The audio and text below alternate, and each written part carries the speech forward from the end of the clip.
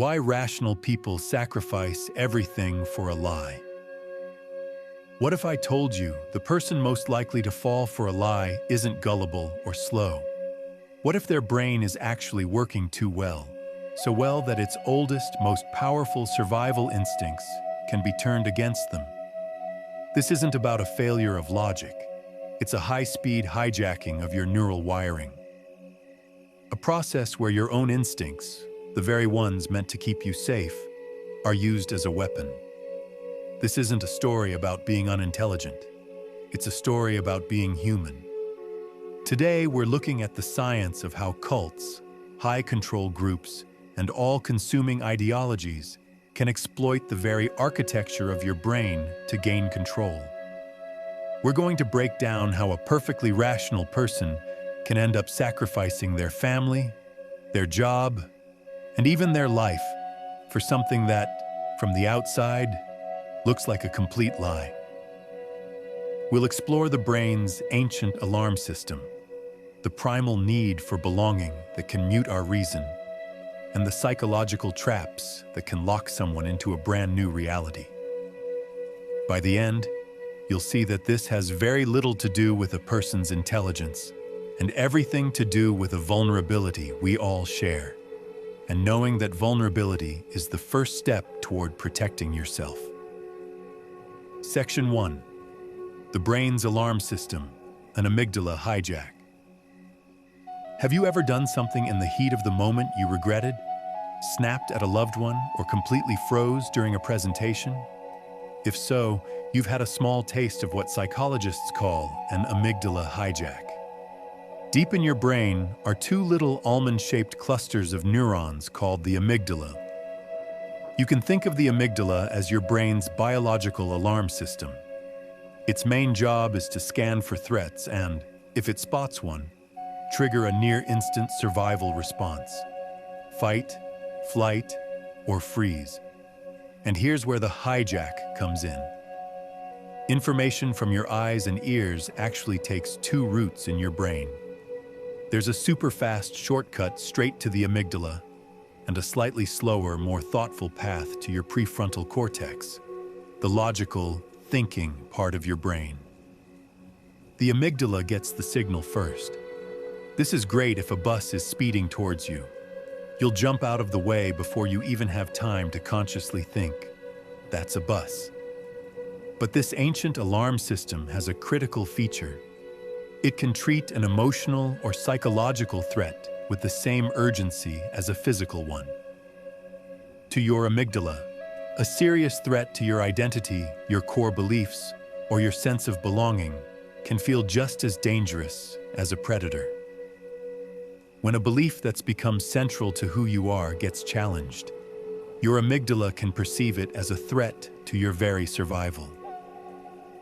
It sounds the alarm, flooding your body with cortisol and adrenaline. Your heart races, muscles tense up, and the higher-level thinking in your prefrontal cortex gets sidelined. In that state, your brain isn't built for thoughtful analysis. It's built for survival. It doesn't want nuance or evidence. It wants to neutralize the threat. And that biological feature, that vulnerability, is the crack in the door that allows manipulation to creep in. Section 2. The hijackers, offering a world of certainty. This neural vulnerability is exactly what high-control groups are experts at exploiting, even if they don't know the neuroscience. Now, recruitment rarely looks like a dramatic kidnapping. It's usually subtle, friendly, and incredibly appealing. These groups are skilled at attracting people who are going through a tough time.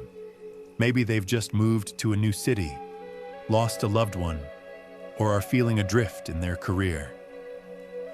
They tap into our most basic human needs: to connect, to have a purpose, and to know who we are.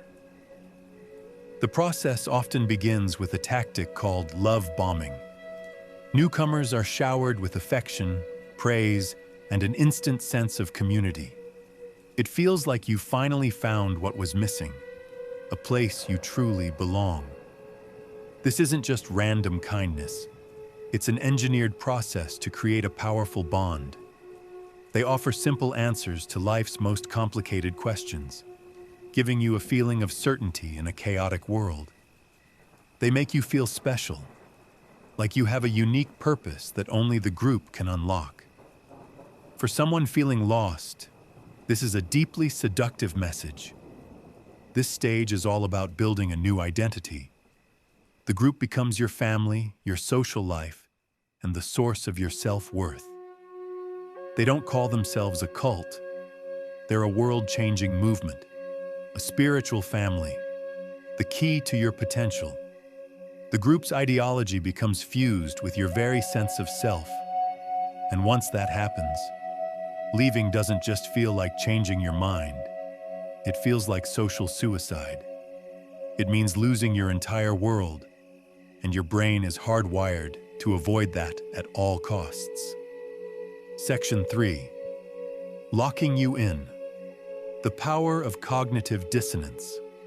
So what happens when cracks in the story start to appear? When the leader's prophecies fail or outside facts contradict the group's teachings? This is where another powerful psychological mechanism kicks in: cognitive dissonance. The idea was pioneered by psychologist Leon Festinger, who famously studied it by infiltrating a small UFO cult in the 1950s called the Seekers. The group was led by a woman who claimed she was getting messages from aliens, who predicted a great flood would destroy the world on December 21st, 1954. The true believers, she said, would be rescued by a flying saucer. Many members had quit their jobs, sold their homes, and cut ties with family who were skeptical. They had bet everything on this belief. So when the clock struck midnight on December 21st, and there was no flood and no flying saucer, the group was slammed with a massive case of cognitive dissonance. They were stuck with two conflicting ideas. I sacrificed everything for this, and the central prediction just failed spectacularly. Logically, they should have walked away, but admitting their sacrifice was for nothing was too psychologically painful. So instead, something incredible happened. A new message came through. The group's faith had been so pure that they had saved the world from the flood. This new idea resolved the dissonance. It twisted their epic failure into an ultimate success. Far from breaking up, the group became even more committed and started trying to recruit new members to validate their new belief. This is a critical insight into human psychology. The more you sacrifice for a belief, your time, money, or relationships, the harder it is to let it go. To admit the belief is wrong is to admit your sacrifices were a waste. This is related to what's known as the sunk cost fallacy. So to reduce that painful dissonance, you double down. You explain away the contradictions, reinterpret the failures, and become even more passionate. That investment becomes a psychological prison. This kind of belief defense happens in all of our lives, not just in these extreme situations. Understanding these psychological forces is one of the most important skills you can have in our modern world. If you agree, and you want more breakdowns of human behavior like this, hit the like button and subscribe. Your support helps us keep making these complex ideas accessible. Section 4. The echo chamber and the illusory truth. Once someone is inside a high control group, they are often systematically cut off from the outside world. They're told to stop talking to skeptical friends and family and to avoid outside news, which is framed as corrupt, evil, or simply wrong. This creates a sealed reality, an echo chamber, where the group's ideology is the only sound you hear. This environment is the perfect breeding ground for a cognitive bias called the illusory truth effect.